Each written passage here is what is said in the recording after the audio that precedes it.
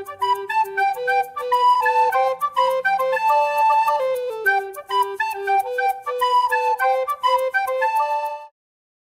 Share और subscribe करें हमारे इस चैनल को और बेल आइकन को दबाना ना भूलें ताकि हमारी वीडियो आप तक सबसे पहले पहुंचे।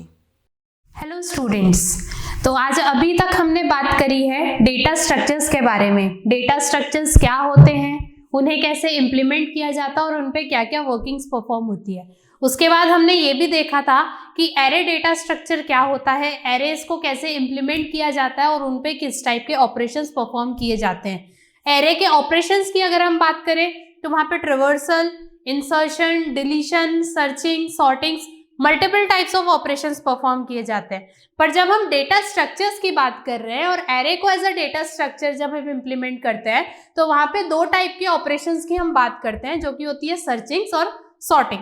तो आज हम देखेंगे कि सर्चिंग क्या होती है। सर्चिंग बेसिकली अगर आप बात करोगे तो सर्चिंग मतलब होता है कि जब आपके पास एरे में नंबर ऑफ एलिमेंट्स हैं तो उसमें से आप कोई एक पर्टिकुलर एलिमेंट कैसे सर्च करेंगे या कैसे उसे फाइंड आउट करके लेके आएंगे। सर्चिंग की जब हम बात करते हैं तो हमारे पास दो टाइप की सर्चिंग्स हैं। एक होता है लीनियर सर्च या जिसे हम बोल सकते हैं सीक्वेंशियल सर्च, और दूसरा होता है बाइनरी सर्च। दोनों की सर्चिंग करने का तरीका अलग अलग है, बट लास्ट में जो एक रिजल्ट प्रोवाइड किया जाता है वो एक ही रिजल्ट होता है, जो हमें पर्टिकुलर हमारा जो आइटम हमें चाहिए रहता है या जो एलिमेंट हमें सर्च करने की बात कर रहे हैं। तो आज हम बात करेंगे लीनियर सर्च के बारे में। लीनियर सर्च का मैंने बताया कि लीनियर सर्च को हम सीक्वेंशियल सर्च भी बोलते हैं। सीक्वेंशियल सर्च क्यों बोल रहे हैं? क्योंकि हम बात कर रहे हैं एरे की। जब हमने बताया था कि जब हम बात कर रहे हैं, सपोज ये हमारा एक एरे है, तो जब हम एरे की बात करते हैं तो एरे में जितने भी एलिमेंट्स होते हैं वो एक सीक्वेंशियल ऑर्डर में अरेंज होते हैं। और जब हम सीक्वेंशियल ऑर्डर में किसी भी एलिमेंट को सर्च करने का काम कर रहे हैं तो इसलिए हमने उससे नाम क्या दिया है, लीनियर सर्च, यहाँ जो कि हम बोल सकते हैं सीक्वेंशियल सर्च। अब लीनियर सर्च काम कैसे करता है? तो सपोज हमने एक एरे बनाया है। अब ये एरे के जितने भी एलिमेंट्स हैं, ये एलिमेंट्स फैच आउट होते हैं उनके इंडेक्स नंबर्स के थ्रू, जो कि हमने लास्ट लेक्चर में देखा था।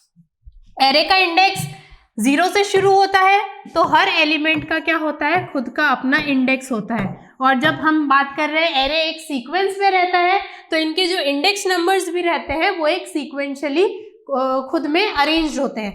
अब सपोज हमें बात करनी है एक आइटम की, हमें इस आइटम को सर्च करना है। अब इस आइटम में वैल्यू क्या है? सपोज हमने इस आइटम की वैल्यू दे दी 22। अब हमें क्या करना है, हमारा जितना भी एरे है उस एरे में से हमें कौन सी वैल्यू सर्च करके लेके आनी है, 22। हमें देखना है कि क्या 22 इस एरे में प्रेजेंट है कि नहीं है।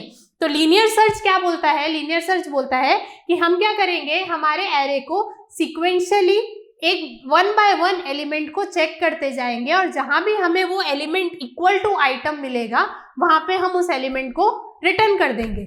मतलब होगा क्या कि सबसे पहले क्या होगा, ये आइटम सबसे फर्स्ट एलिमेंट से कंपेयर होगा। क्या ये आइटम फर्स्ट एलिमेंट के इक्वल है? फर्स्ट एलिमेंट क्या है अपना, 29। क्या 29 इक्वल्स टू 22 है? नहीं है।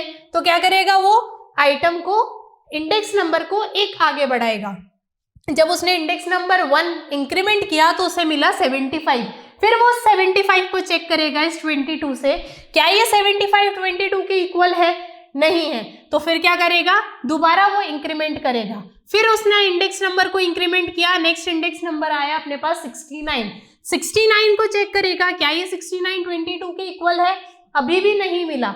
फिर वो नेक्स्ट इंक्रीमेंट करेगा। अब नेक्स्ट जब इंक्रीमेंट किया तो उसके पास आया आइटम नंबर 22। तो फिर वो क्या करेगा, उस 22 को 22 के साथ मैच करेगा, उसे मैचिंग मिल गई तो फिर वो क्या रिटर्न करेगा, वो रिटर्न करेगा उसकी लोकेशन कि किस पर्टिकुलर लोकेशन पे मुझे वो एलिमेंट मिला। इस अकॉर्डिंगली क्या चलता है, हमारा एल्गोरिदम चलता है। अब जब भी हम डेटा स्ट्रक्चर्स की बात करेंगे तो डेटा स्ट्रक्चर्स में जो वर्किंग चलती है वो चलती है हमारे एल्गोरिदम के थ्रू।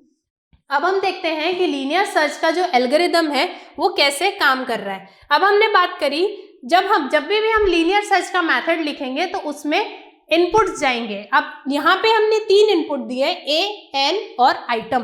तो ए क्या रहेगा, ए है हमारा एरे, जो हम एरे को इनपुट देंगे। सपोज हमने इसका नाम दिया ए, तो ए हमारा क्या गया है, ए हमारा गया है एरे। एन की बात करेंगे तो एन होती है हमारी लिमिट, हमारे एरे की क्या लिमिट है, हमने एरे का क्या साइज दिया है। और नेक्स्ट होता है हमारा आइटम, जो आइटम हमें सर्च करना है। सबसे पहले इनने क्या किया, पहले लिया LOC is equals to -1। LOC का मतलब लोकेशन। हम क्या दे रहे हैं, हमने एक वेरिएबल रिप्रेजेंट किया है लोकेशन, जिसकी वैल्यू दी है हमने -1। क्यों, या हमने एक डिफॉल्ट वैल्यू सेट करी है, क्योंकि हमने बोला कि जब भी आइटम मैच हो जाएगा तो आइटम मैच होने के बाद वो क्या रिटर्न करेगा, वो उसका लोकेशन रिटर्न करेगा। इफ अगर आइटम मैच नहीं होता है, लेट सपोज हमारे आइटम की वैल्यू होती 96, तो ये क्या ये 96 वैल्यू हमारे एरे में है, नहीं है, तो यहाँ पे क्या होता कि वो लोकेशन रिटर्न नहीं कर पाता। ये 96 वैल्यू एरे में नहीं होने के कारण क्या होता, वो लोकेशन रिटर्न नहीं कर पाता। इसलिए हमने क्या किया, एक डिफॉल्ट लोकेशन यहाँ पे सेट की है LOC -1। मतलब अगर कोई पर्टिकुलर आइटम हमारे एरे में नहीं मिलता है तो वो क्या रिटर्न करेगा, -1 रिटर्न करेगा। अब हम जाएंगे अंदर कंडीशंस में कि हमारा एल्गोरिदम बेसिकली कौन सी कंडीशंस को कैरी कर रहा है। सबसे पहले हमने क्या दिया, I is equals to 0। I is equals to 0 का मतलब क्या हुआ कि जो हमारी इंडेक्स चल रही है, वो इंडेक्स कहाँ से चल रही है, वो चल रही है हमारे 0th नंबर से। तो वहां से हमें क्या करना पड़ेगा, उसके बाद फिर हम आगे बढ़ना शुरू करेंगे। अब हमें क्या करना है कि जो एक पर्टिकुलर कंडीशन चल रही है, क्या कंडीशन चल रही है, हमें कंडीशन देखनी है हमारा जो इंडेक्स नंबर पे जो एलिमेंट है, क्या वो एलिमेंट हमारे आइटम से मैच करता है कि नहीं करता। ये कंडीशन हमें हर एलिमेंट के साथ चेक करनी है, इसलिए हमने यहाँ पे डाला रिपीट। क्यों, क्योंकि हमें बार बार उसी कंडीशन को चेक करवाना है। क्या कंडीशन चेक करवाना है, हमारा I n होना चाहिए। मतलब हम जो इंडेक्स नंबर्स की बात कर रहे हैं, ये इंडेक्स नंबर्स हमारी साइज ऑफ एरे से कम होना चाहिए। क्यों, क्योंकि हम जो इंडेक्स नंबर शुरू करते हैं वो 0 से शुरू करते हैं। अगर इस एरे के साइज की बात करेंगे तो ये एरे है हमारा 6 एलिमेंट्स का, बट जो एलिमेंट्स का इंडेक्स नंबर चल रहा है वो 0 से कहाँ तक चल रहा है, वो 0 से चल रहा है 5 तक। तो ऑब्वियसली क्या होना चाहिए कि हमारा जो ये नंबर होना चाहिए, ये हमारा कम होना चाहिए लेंथ से। और नेक्स्टली हमने क्या बोला, A of I is not equals to item. मतलब हम कब तक रिपीट करना है, हमें I is equals to I+1। I is equals to I+1 मतलब हम हमेशा इंडेक्स नंबर बढ़ाएंगे। हम इंडेक्स नंबर कब बढ़ाएंगे, जब हमें आइटम के इक्वल हमारा एरे का नंबर नहीं मिलता, तो हमें क्या करना है, हमारे इंडेक्स नंबर्स को बढ़ाना है। अगर ऐसा नहीं होता है तो, बट अगर हमें सेम मिल जाता है, if A of I is equals to item, मतलब हमें A of I is equals to item, अगर हमें ये चीज सेम मिल जाती है तो हमें क्या करना है, हमें लोकेशन देनी है। Location is equals to I। Location क्या होगा, हमारा वो पर्टिकुलर इंडेक्स नंबर जहाँ पे वो एलिमेंट बैठा हुआ है। इसलिए फिर हमने क्या किया, location is equals to I दे दी और उस लोकेशन को रिटर्न कर दिया कि 3 इंडेक्स नंबर पे हमें वो पर्टिकुलर आइटम मिला। अब जब हम बात करते हैं डेटा स्ट्रक्चर्स की या एल्गोरिदम्स की, तो यहाँ पे हम हमेशा बात करेंगे कॉम्प्लेक्सिटीज की। कॉम्प्लेक्सिटीज बेसिकली क्या होता है, कॉम्प्लेक्सिटी एक ऐसी इफिशिएंसी होती है जहाँ पे हम क्या करते हैं, हमारे प्रोग्राम्स को रन करते हैं या उसकी इफिशिएंसी कैलकुलेट करने का काम करते हैं। तो कॉम्प्लेक्सिटीज जो बेसिकली कैलकुलेट होती है वो 3 केसेस में कैलकुलेट होती है। सबसे पहला होता है हमारा बेस्ट केस, सेकेंड होता है हमारा एवरेज केस, और थर्ड होता है हमारा वर्स्ट केस। तो अब हमारे पास अगर हमने लीनियर सर्च लिखा और लीनियर सर्च लिखने के बाद जब हमने उसे रन किया, हमने कोई पर्टिकुलर एलिमेंट में एरे सर्च किया, सर्च करने के बाद हमने जब परफॉर्म किया, बेस्ट केस कॉम्प्लेक्सिटीज कब आएगी आपके पास।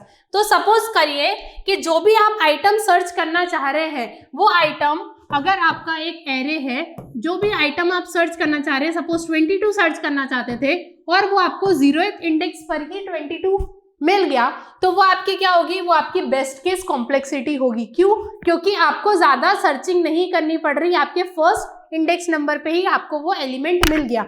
इसलिए अगर बेस्ट केस कॉम्प्लेक्सिटी की बात करेंगे तो बेस्ट केस कॉम्प्लेक्सिटी क्या चलेगी आपकी, ऑर्डर ऑफ 1। नेक्स्ट हम बात करेंगे एवरेज केस कॉम्प्लेक्सिटीज। तो एवरेज केस कॉम्प्लेक्सिटी की कब बात करते हैं, जब हमारा आइटम, अब सपोज करिए कि हमारा आइटम मिडल में है,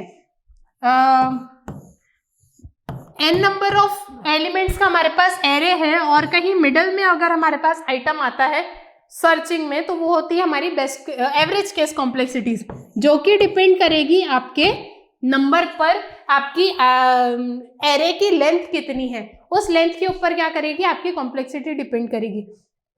सिमिलरली वर्स्ट केस कॉम्प्लेक्सिटी कब आएगी, कि जब आप एक एरे में कोई एलिमेंट फाइंड आउट करना चाहते हैं और वो या तो वो एलिमेंट सबसे लास्ट में प्रेजेंट होगा या तो वो एलिमेंट आपके एरे में प्रेजेंट ही नहीं होगा। तो जितनी भी ट्रिवर्सिंग चलेगी वो ट्रिवर्सिंग चलेगी आपकी लेंथ के ऊपर कि आपका एरे का लेंथ क्या है। तो वो भी सिमिलरली एवरेज केस कॉम्प्लेक्सिटीज के जैसा ही रहेगा, जो कि रहेगा ऑर्डर ऑफ n। n मतलब आपके एरे का लेंथ के ऊपर डिपेंड कर रहा है कि आपका कॉम्प्लेक्सिटी या आपके एल्गोरिदम को रन करने के लिए कितनी इफिशियंसी लगती है। सो स्टूडेंट्स, ये हमने बात करी लीनियर सर्च की। अब नेक्स्ट जब हम बात करेंगे तो हम बात करेंगे बाइनरी सर्च के बारे में, और बाइनरी सर्च के साथ भी सिमिलरली हम देखेंगे कि लीनियर सर्च के कंपैरिजन में बाइनरी सर्च को हम क्यों इम्प्लीमेंट करते हैं और वो आगे कैसे बेनिफिशियल है। और सिमिलरली जैसे हमने यहाँ पे भी कॉम्प्लेक्सिटीज की बात करी, हम बाइनरी सर्च में भी कॉम्प्लेक्सिटीज की बात करेंगे कि उसकी average case complexity as compare to linear search कितनी डिफरेंट है, या बेस्ट केस कॉम्प्लेक्सिटी कितनी डिफरेंट है, या वर्स्ट केस कॉम्प्लेक्सिटी कितनी डिफरेंट है। Thank you.